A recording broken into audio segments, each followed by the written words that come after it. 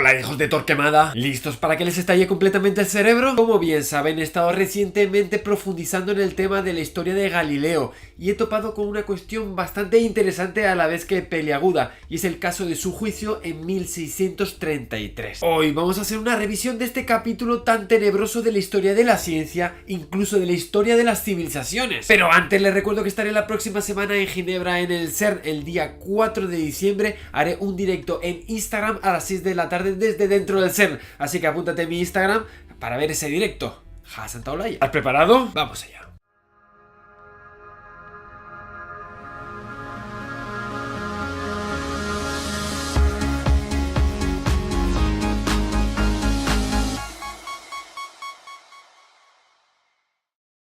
Galileo Galilei nace en Pisa en 1654 y se forma en matemáticas y física. Investigó sobre mecánica, movimiento y oscilaciones, y lo hizo de una forma única hasta la fecha, basándose en la observación y la experimentación, por lo que se reconoce a Galileo como el padre de la ciencia moderna y del método experimental. Aunque si realmente quieren saber más de la vida de Galileo, de las cosas que hizo, por dónde viajó, dejo este vídeo por aquí donde yo narro esta biografía sobre Galileo, porque hoy en este vídeo nos vamos a centrar más en la parte relativa al juicio de 1633. Para eso hay que entender bien todo el contexto. En 1609 cae en manos de Galileo un telescopio que perfecciona y dirige al cielo. Ese simple movimiento de levantar el brazo y dirigir el telescopio hacia el cielo marca un antes y un después en la comprensión y estudio del cosmos, y también en la vida de Galileo. Con este aparato descubre 4 lunas de Júpiter, las galileanas, los anillos de Saturno, las fases de Venus, los cráteres de la Luna y también las manchas del Sol, con lo que gana una gran fama mundial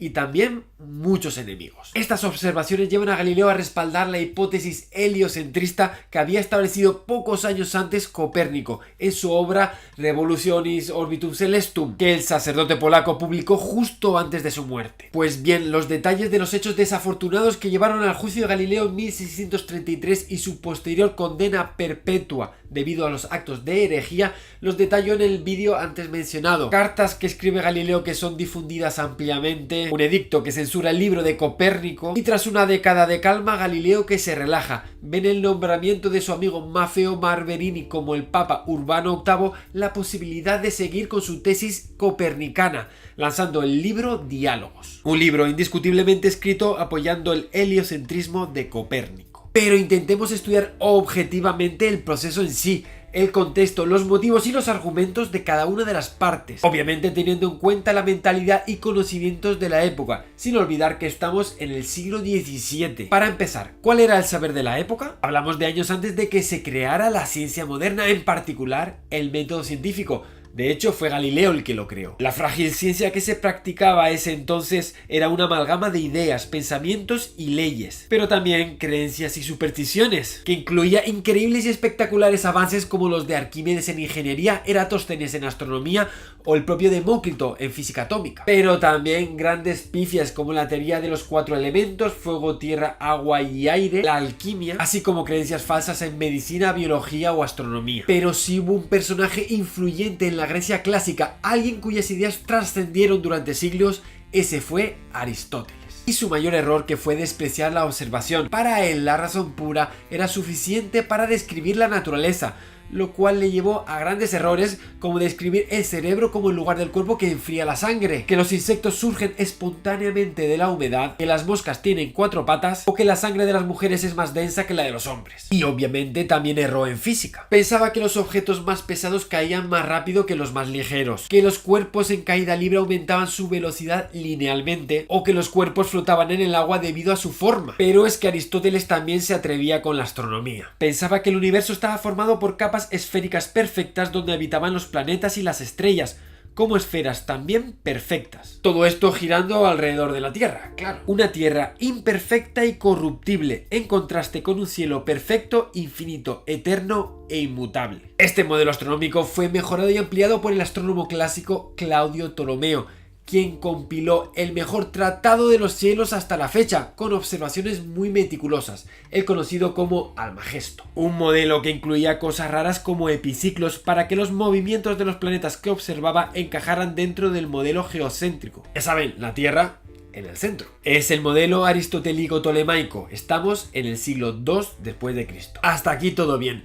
El problema es cuando la Iglesia adopta la filosofía aristotélica como cierta y la eleva al carácter de dogma. Y es que el modelo aristotélico-tolemaico era el que mejor encajaba dentro de la génesis cristiana, un mundo creado por Dios para el hombre, centro de la creación, con la idea de cielo e infierno, y por supuesto también de acuerdo con las escrituras. En concreto, en el libro de Josué, Dios manda parar al sol para evitar que se haga de noche. Pero ¿cómo se podría parar algo inmóvil? Aquí está el verdadero problema. Cuando una idea se eleva al carácter de dogma, no hay forma de atacar esa idea sin caer en una herejía, en un ataque a Dios, lo cual claramente frena el avance científico. Y en esas condiciones, ¿qué fue lo que hizo Galileo? La vida de Galileo fue un constante ataque a la filosofía aristotélica, todo ello con observación y experimentación.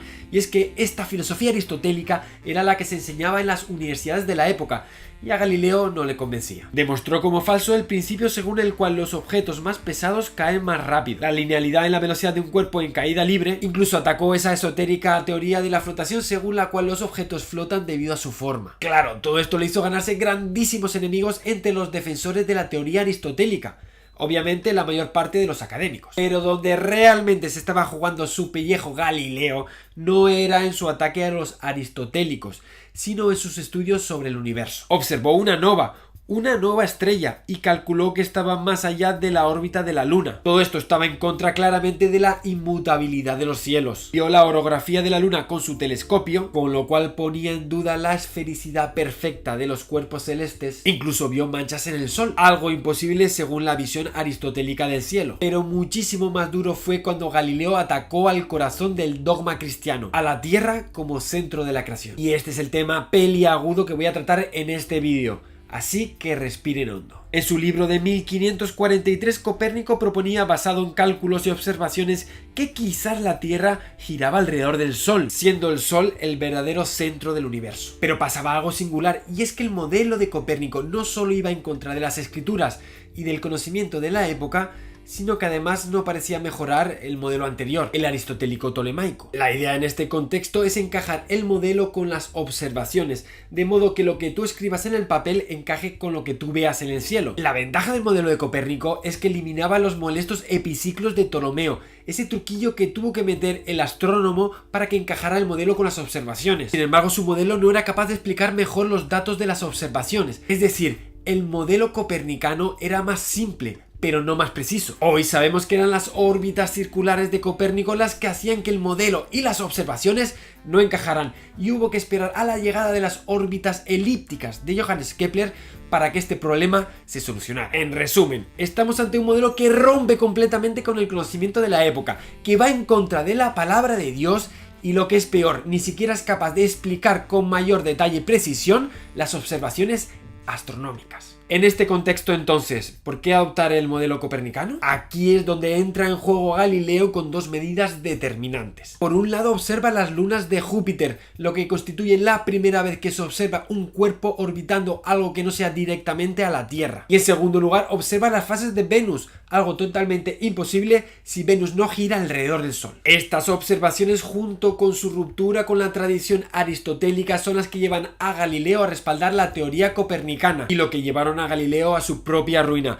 en particular debido a un efecto que lleva su nombre, la relatividad de Galileo. Como ya observó Galileo, el movimiento es relativo, lo cual nos puede llevar a afirmar que siempre es el otro el que se mueve. Algo relevante en esta historia, en particular cuando se lleva este tema a Roma, en 1616, en particular al cardenal Roberto Bellarmino, inquisidor del caso de Giordano Bruno. Analizando el caso en detalle, el comité eclesiástico dictamina que no hay pruebas en favor del heliocentrismo. De hecho, ambas observaciones de Galileo son totalmente compatibles con un modelo geocéntrico intermedio, el modelo de Tycho Brahe. En este modelo, la Tierra seguiría estando en el centro, y el resto de planetas girarían a su vez alrededor del Sol. Desde el punto de vista de aquí, desde la Tierra, el modelo de Tycho Brahe y el de Copérnico son totalmente indistinguibles, y es que la única diferencia es la relatividad del movimiento, y ahí entra la relatividad de Galileo. Así que en el edicto de 1616 no se condena a Galileo como un hereje, y se le permite proseguir con sus estudios siempre y cuando trate el tema del modelo copernicano simplemente como una hipótesis, no como un modelo real del firmamento, algo que cambió cuando Galileo publica en 1632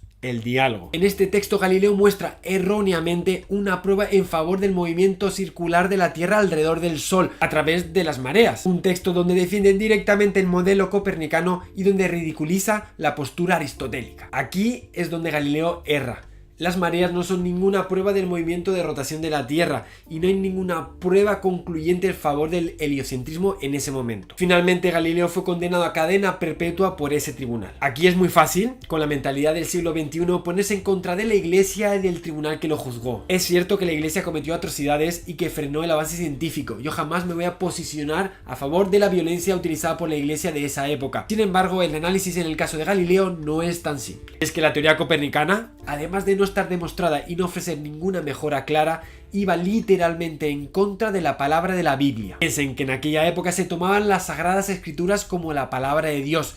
¿Quién iba a atrever a oponerse a lo que el mismo Dios había dictado? El cielo y el infierno no eran algo metafórico. Eva había surgido de una costilla de Adán e incluso habían calculado el momento exacto de la creación de la Tierra, siguiendo las escrituras como el 23 de octubre del año 4004 a.C.